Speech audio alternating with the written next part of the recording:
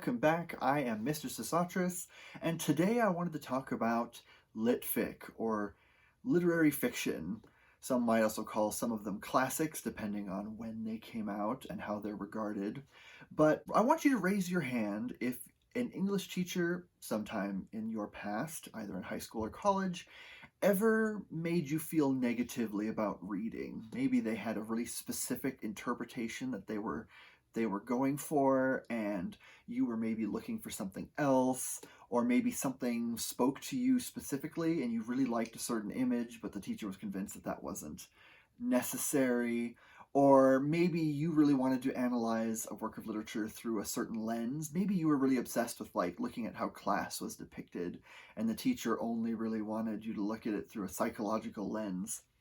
A lot of these things teachers do, sometimes intentionally, sometimes not, and it can kind of sour people's taste on literary fiction or classics or anything like that. And it will kind of, there it will make you want to sort of drop all those books that don't have anything fantastical, and move on to something else just because it seems more fun. And so I am here to advocate for literary fiction, but in a way that will probably make your old high school English teachers angry, because there are different ways to interpret it, and also you can just have fun. It is okay to read something just to enjoy it and not have to analyze it. There is no secret message. You can kind of do whatever you want with it. And reading should not be a slog. And I know this is controversial, but when you read a book in a classroom setting, it's never going to be fun. Now, you can definitely have enthusiastic teachers who can introduce you to new authors or new books that are intriguing, but the act of reading a book for a classroom setting is never fun. Even if you do enjoy it, you will always enjoy it so much more if you read a book outside of a classroom. And also, I think a lot of literary fiction, while you can analyze it, when you're in high school and college, I feel like it has so much more impact when you read it later on in life, when you're a bit older, you're out of school. A lot of the themes that are often explored do tend to speak more to adults in 30s, 40s onward, rather than sort of young adults just starting out. And I mean, that's not a universal thing, obviously, but I wanted to do a list of several kind of works of 20th century literary fiction, many of which are classics, but present them in a way that genuinely makes them fun, rather than this is awful, you need to read it, or this is important, you need to read it. Just read something because you enjoy it, and that's okay. So, this is an expansion of a short that I posted earlier, but I had a lot to say about it, and so I really wanted to do another one. And there's a cat here too. So, let's get into it, and we're going to go over a number of books that I think you will like, and I know you'll like a whole lot more than you read them in school if you did. Did that make sense? I don't think Circe agreed with that. She's saying my grammar doesn't make sense. You will enjoy them more now than you did when you read them in a classroom setting if you've read them before. So bear with me. It's going to be fun, I promise. So first up on this list is The Joy Luck Club, written by Amy Tan in 1989. I consider this one a classic, even though it was written within my lifetime. But I just absolutely love this one. This book puts you into kind of a group of friends who get together. They play mahjong together, and they talk about sort of what's going on in the world. And in this book, you get to kind of go into their pasts. You get to hear each of their stories, and you get to see kind of what their life was like before they came to North America, or maybe what their life was like once they moved, once they emigrated from Asia. And you also get to see kind of the wedges that were drawn between them and perhaps their daughters, and the culture clash that comes from being raised in two completely different cultures. And you also get to see kind of the generational impact of kind of immigration and culture shock and evolution and growth. This book is just wonderful, and it's not very long. All of these on this list are pretty short, but this book is just beautifully written. It's really well crafted. The characters are unique and compelling. There's some stories in here that are funny. There's some that are devastating, and it's not a collection of short stories. It's very much a series of kind of interconnected vignettes that are kind of organized through this frame story of these women coming together as kind of a group. But I would definitely recommend this. Amy Tan's prose is so accessible. Even though it's gorgeously written and her plots are really well crafted, everything fits together really well. There's a lot of craft involved, but it's not overwrought. It's not overly wordy or tons of descriptions of things. It kind of just puts you inside the mind of real people and kind of takes you along in their stories.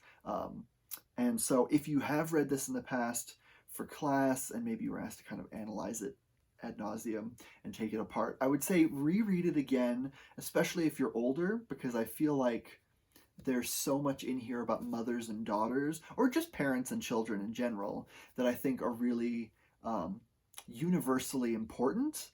It kind of helps put the reader into their position, and it really helps you to understand the massive risk that's taken when someone emigrates from another country, and also the lack of communication that can happen between parents and children after, because the children are raised in the new country and the parents come from the old, and the value systems are different, and the parents can sometimes feel like maybe the children aren't respecting a lot of the culture and beliefs that are important to them, and there's a lot of kind of conflict that arises from that. So I definitely recommend this. This book is wonderful, and everyone should read it.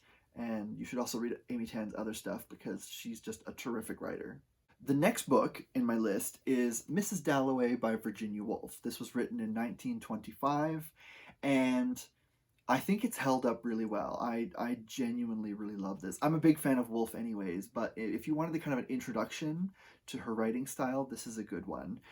It's a stream of consciousness novel, and don't let that scare you. I'll go into that more. It's a stream of consciousness novel where we follow one person, Clarissa Dalloway, through a day in the life. You just kind of go along with her as she's preparing for a party.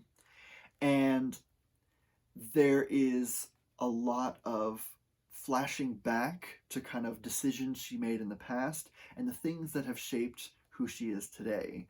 One of the most compelling things about this is it's a really bold depiction for 1925, a really bold depiction of what it's like to be a queer person in the closet. Now, it's not really explained whether or not she might be bi or pan, or if she's a lesbian or something, but in 1925, Virginia Woolf herself was queer, but she wasn't ever able to kind of be open about any of it because of the time and place.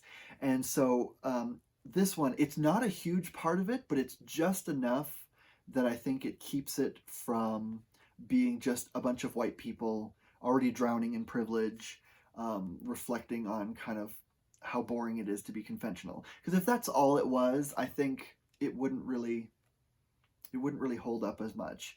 But it's that one element of kind of looking at the relationships in her life, and how they've impacted her, how they've changed her, and how she wishes she could have been more bold, made better choices, more wacky choices in her past. Her husband is a very appropriate, very conventional person, and it's a good marriage.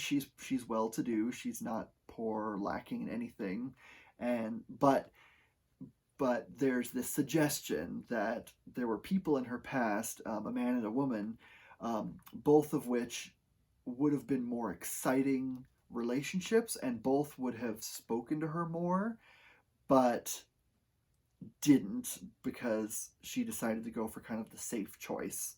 And there's also a character in here. He's an artist. His name's Septimus Smith. And he's kind of the catalyst for a lot of the character arcs in this. This is just it's a really compelling book. It's like I said, it follows just one day. It's pretty short. One day in the life of this person, but it really depicts the way that everyday things kind of bring up memories of things in your past. And so it's just her going about her day. You know, she's looking for flowers so she can throw a party, and the party isn't ultimately super exciting, but it's more just a look inside the head of this one person. And that's one thing that I think Woolf does really well is she gets at sort of the contradictions and the uncertainties and the I wish I'd done that kind of ideas that sort of plague us every day. So even just a normal day can give us a really interesting character drama because we're going into how she interacts with the world, what she sees, what she finds interesting, what speaks to her, and how the relationship with the other people in her life impact her. And so it's a slower paced book. This isn't something if you read it for like whip smart drama constantly. Like this isn't that kind of thing. This is more just a book that you kind of get lost in. It's best to read this by just unhooking your brain and just sort of drifting along with her and just being like, tell me everything, how are you doing today, kind of thing. Like that's kind of the best way to interact with this. Is just hang out with the main character for a bit, let her talk, let her just go through her stuff, and just get inside her mind. And it's genuinely really compelling. Wolf's prose is great. It feels like something that you'd read maybe 20 or 30 years earlier, but with a more modern sensibility. This is a modernist book. It was written in 1925.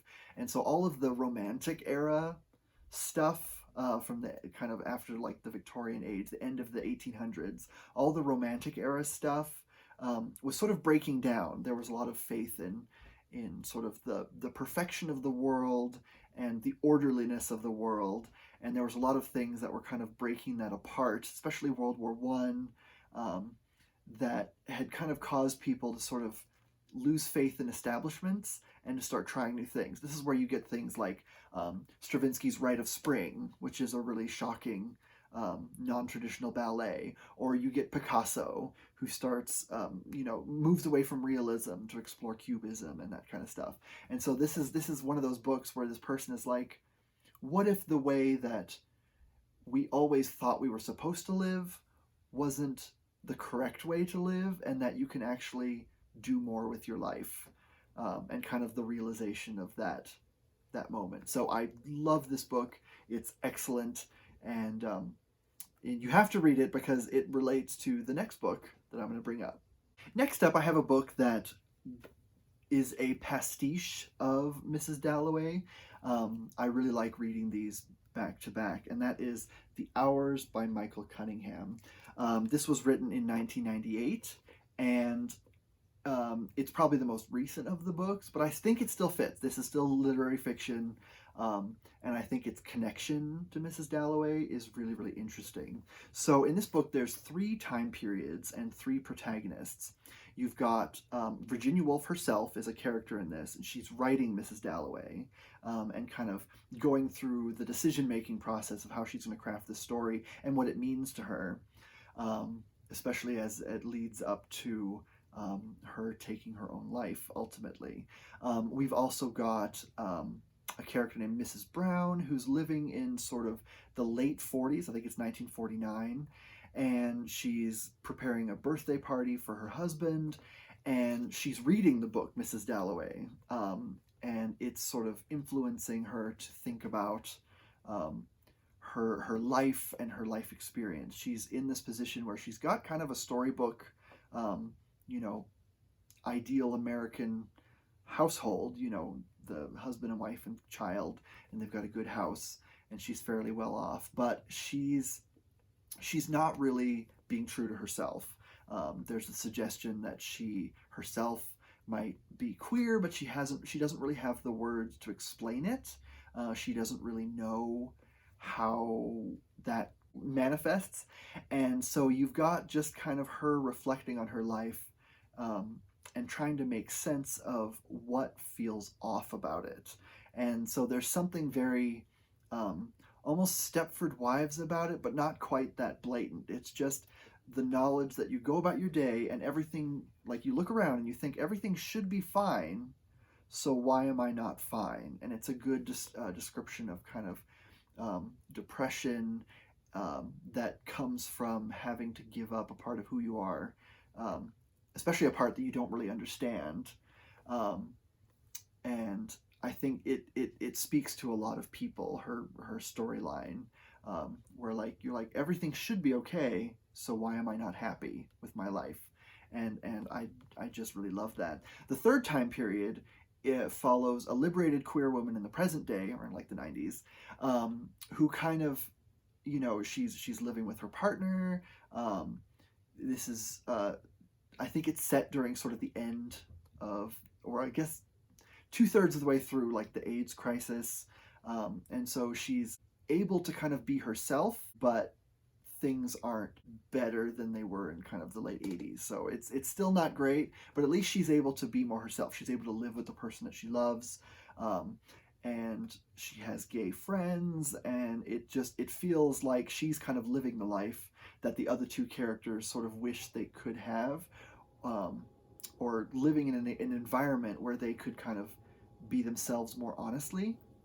And the third character is sort of living out a modern version of the plot of Mrs. Dalloway. There's a lot of kind of similar characters, and her storyline is kind of the same. Again, it's a day in the life, and she's preparing for a party, and she's just reflecting on her world. And one thing that I really love, at one point she remarks that she might have seen like Meryl Streep in the street filming something in New York. And Meryl Streep did end up playing that character in the movie version, which I do like the movie version, but it is a bit slow and, it's not everyone's cup of tea. But the book is great. If you want more of what made Mrs. Dalloway great, but with a more modern sensibility, this is a really great book because you get inside their heads and you see different perspectives on the modern day, or their version of the modern day, and you get to see how things have changed. It's kind of a description of that kind of important phrase, it gets better. And it's like, even though things aren't really great, the late 90s, gay marriage wasn't legal in the US yet, the AIDS crisis was still going on, and it was killing a lot of people, and it was really awful. But you do get to see that things are getting better. Change is slow, but it is improving. And the prose in this one is really great. It's a little self-indulgent at times. So like, you kind of have to, be aware of that. But, the author is very much writing a kind of a love letter to Mrs. Dalloway and how important it was, while kind of expanding on the themes of it and the descriptions of kind of queer longing that Woolf couldn't really write, and sort of expanding it for modern audience and kind of getting more in depth. So it's really engaging. Again, this is a great book to just lose yourself in.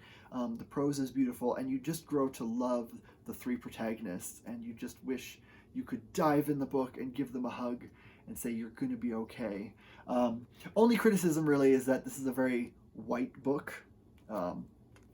It was written in the 90s, so I feel like it could have been a little bit more diverse than it was, but the writing is excellent, and I genuinely do like it. It's the kind of book that makes you think, and it is compelling, so I do definitely suggest this. There will be more diverse books in this list coming, so be on the lookout. The next book on the list is really interesting. This one is sort of a prequel, in-betweenquel, however you say that, to Jane Eyre by Charlotte Bronte. This one is Wide Sargasso Sea by Jean Rhys, and this is such a beautiful book. Again, really short, it's an easy read, but this book is so gorgeous. It's a look at, there's a character in Jane Eyre known as just the Mad Woman in the Attic. And she sort of exists in that book as creepy window dressing. She's sort of an obstacle to Jane. One of the things that, you know, she's the mystery that she has to uncover, Rochester's dark past. But once she's sort of out of the picture, things are able to keep going, and then Jane and Rochester ultimately end up together. And that's not a spoiler, because "Reader, I Married Him" is like one of the most famous lines in in the Gothic novel genre. But this one follows the Mad Woman in the Attic, and it tells her story. And it starts off in the Caribbean. You get a look at sort of her existence before she met Rochester, and it's vibrant and colorful, and there's different languages and, you know, non-Christian religions, and you just get to see kind of the world that she gave up when she met Rochester, and sort of what drove her to become kind of that Mad Woman in the Attic. This book is just sumptuous, is kind of the best way I can describe it. That's kind of a cheesy word. But this book, it adds a lot of depth to Jane Eyre. Like, once you've read this, and I know this isn't like an authorized prequel or anything, but when you read this and then you read Jane Eyre, the Mad Woman in the Attic becomes so much more interesting. She's not just kind of a Gothic set piece, she's a person.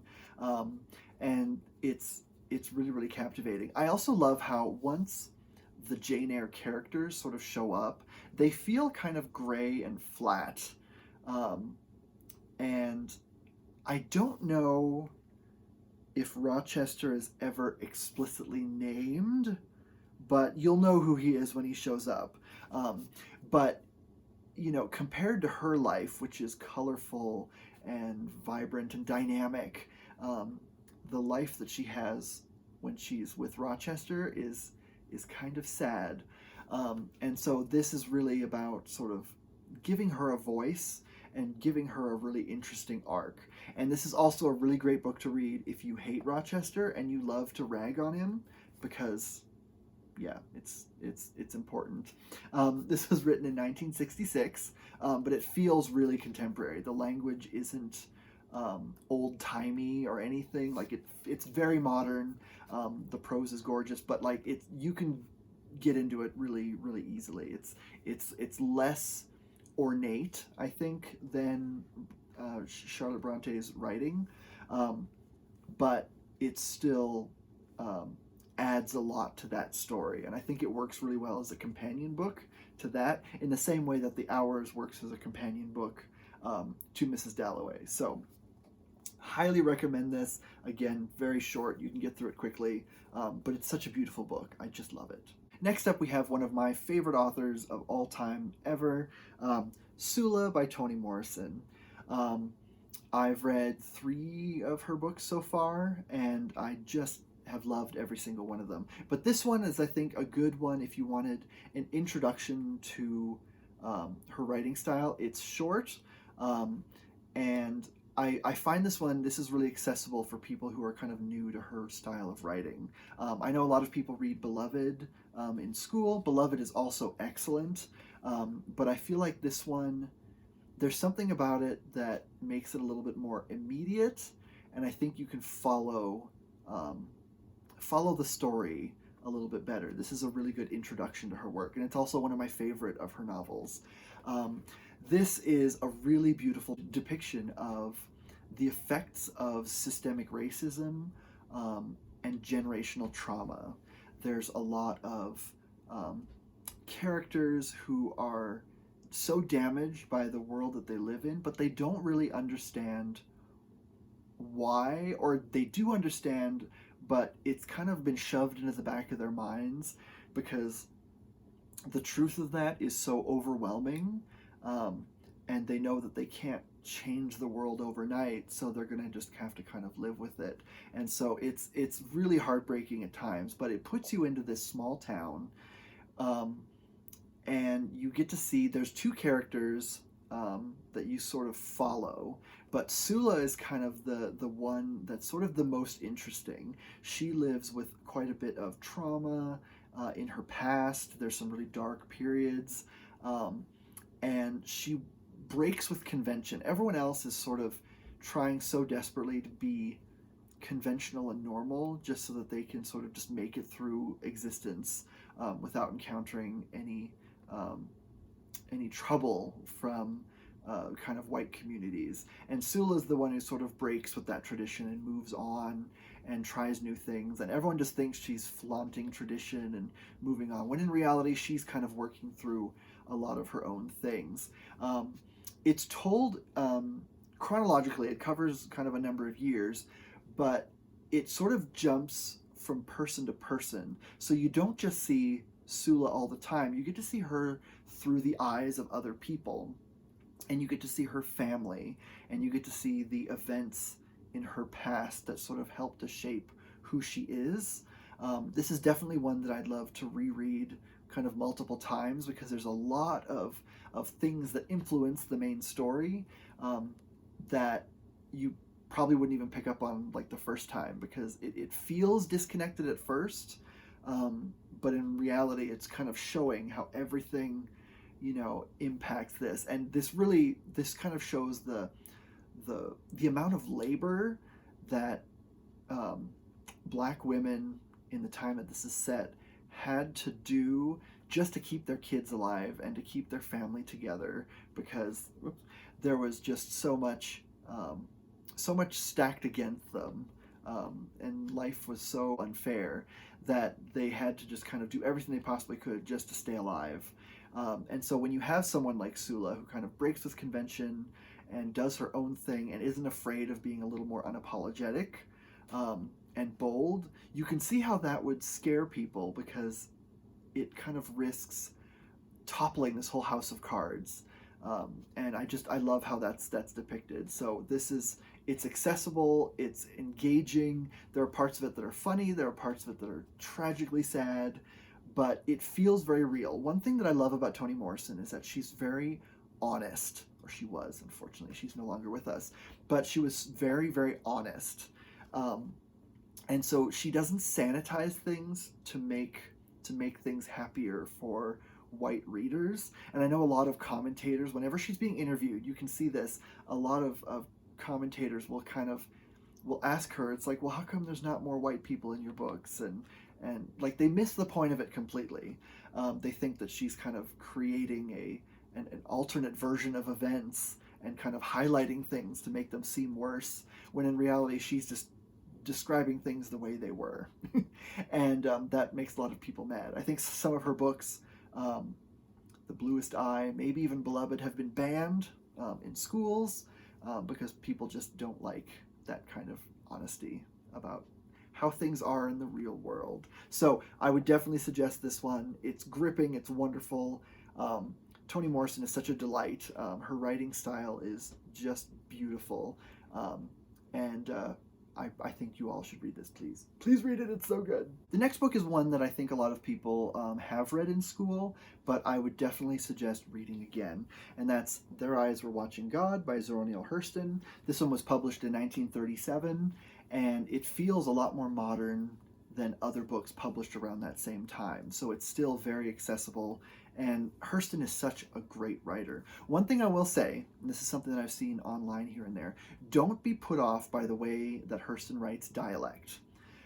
She was an anthropologist and a folklorist, along with being an author, and so the way that she renders the speech of the black characters is an act of like preservation, and it's done out of love. It's not something that's done as like a means of stereotyping, and it's not mockery.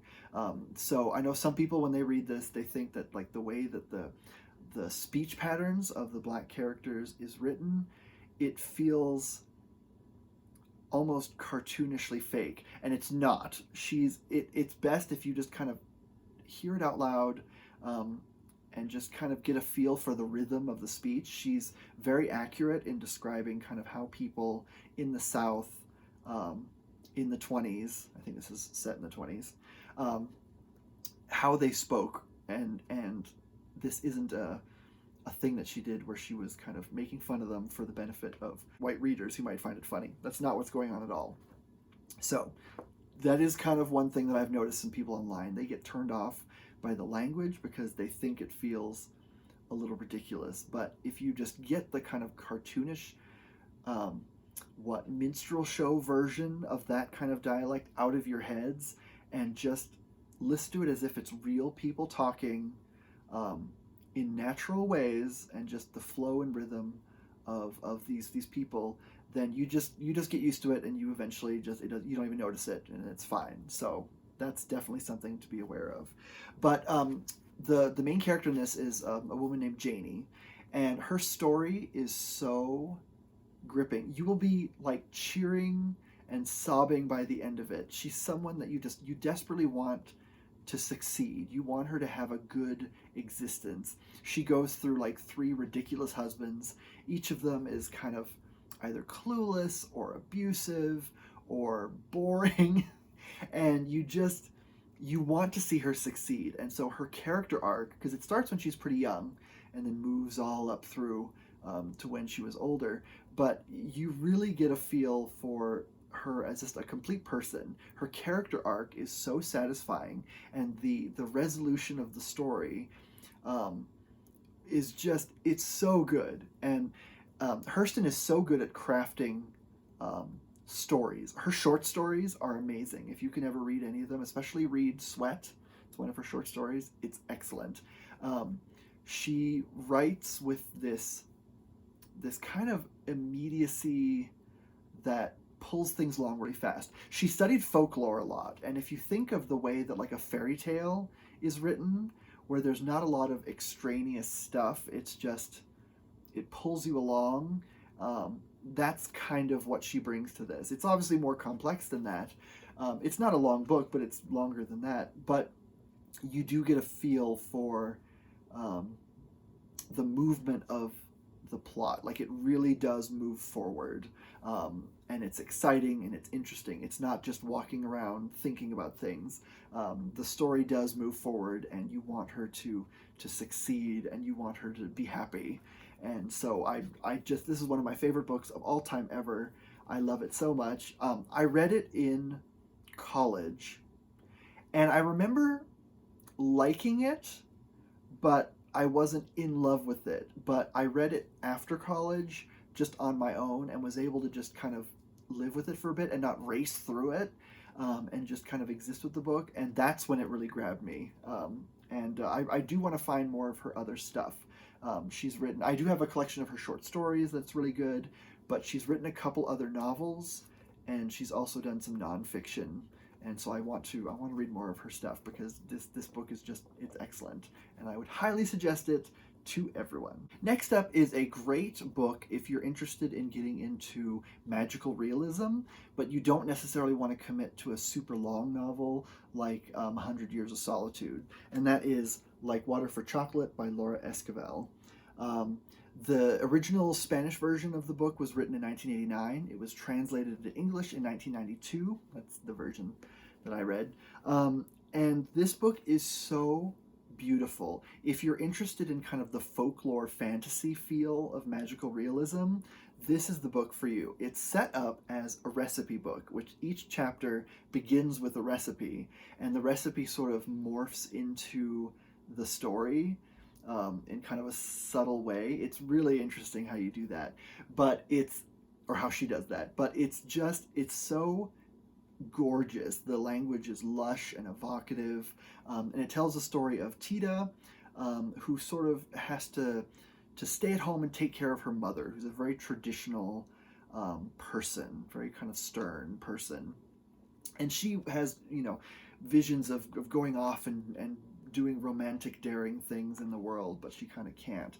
And so the only way that she has any agency is through her cooking. And her cooking has sort of magical effects on the people around her, depending on certain things, either how she's feeling, if something accidentally falls into it. A lot of the magic is sort of accidental, and it's never explained because it's magical realism, so you just accept that there's magic in this world. And so this is a book that is best just savored. You just sort of lose yourself in the language of it. And it's really evocative. There's all kinds of crazy, ridiculous things that happen. At one point, there's like a hurricane of chickens um, that sort of comes from the emotional conflict going on.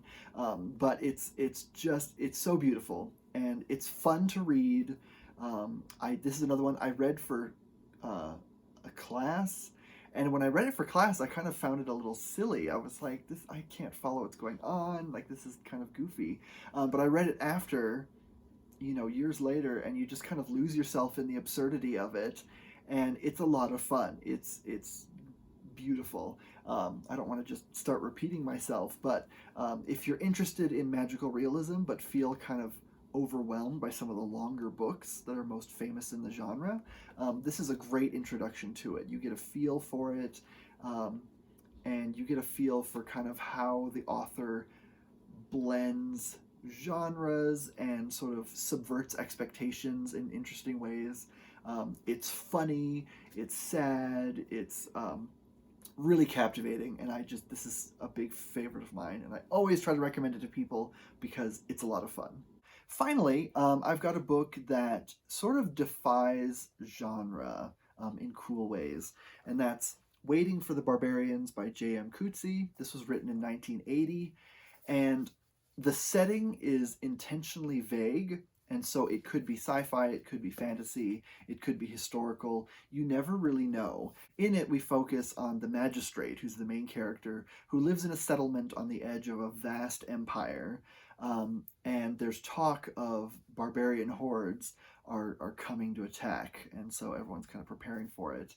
The main character is not a very likable person, and this uses that in the best way possible. He's kind of slimy and petty, and he's steeped in a lot of privilege, and all he wants is to just be comfortable and safe. And you see kind of his ideas of the way things are change over time as he comes to realize he's sort of on the wrong side of history, and that the empire isn't this comfy, cozy, civilized place, and that the barbarians are more like just the indigenous people defending themselves. Now, there's never any descriptions of skin color or anything that could allow you to place it. So this could very well take place on Mars, in kind of the John Carter universe, and it would still work. So it's very much intentionally vague, and there's no descriptions of what the Empire is or who the barbarians really are. But it's all about this slow, horrifying realization that you're part of a colonizing force that is actively harming other people. To use a fantasy term, I think you can describe this almost as grimdark. It's very lonely and empty, very bleak at times, but don't let that scare you away. It's compelling and it's gripping, and I genuinely love seeing the change in the relationship that the reader has to the main character. He starts off someone you're just like, oh, I want this guy to get punched in the face, and then by the end of it, you still kind of want him to get punched in the face, but you realize that he's changed. And seeing that change over time is wonderful. Seeing the descriptions of the violence that kind of upholds this empire, and the lies that the people in charge tell them so that they can justify, the expansion of this vast empire. And it's a really compelling read. It's very chilling, but the language is really interesting, and it's very vivid and descriptive. Even though it's kind of set in a lonely, kind of bleak landscape, like there's not really much description of kind of what it looks like. It could be just a desert, or it could be like a tundra. We never really know. But it drags you right in and pulls you along. Again, this is a very short one. You can get through it quickly, but there's a lot here. This is a book you can really dig into and analyze, and there's a lot of meat there. So it's not just a superficial story with kind of a simple moral. It's very much a deep, complex novel that's really fun to get lost in. And so this is Waiting for the Barbarians.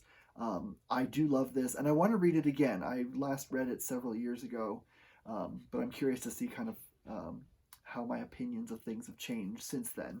So definitely would suggest this. It's great.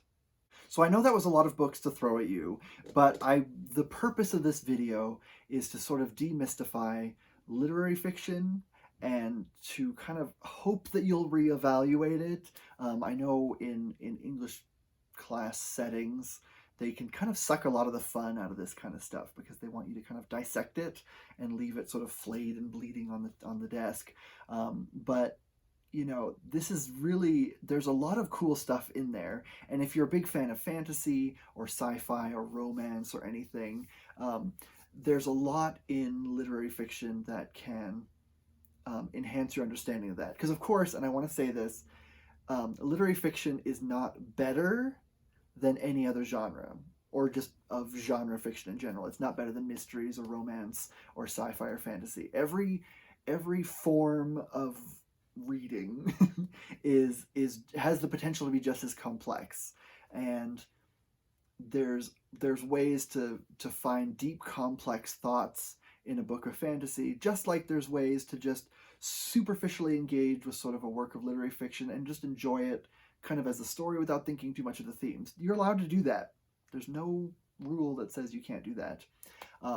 But there's a lot there, and I love talking about it, and I love classics and everything. Although the 20th century is kind of my favorite, because that's where all the really cool stuff has. But I might do a video in the future focusing on stuff from like the 19th century, because that's another favorite era of mine. But for now, I want you to enjoy reading and not get hung up on the trauma inflicted on you by English teachers in your past. You are allowed to just enjoy it, and you are allowed to interpret it however you want. There's nothing wrong with finding your own interpretation, getting something out of a book that may not necessarily be the same as what someone else does. So enjoy it. Happy reading. Thank you for watching.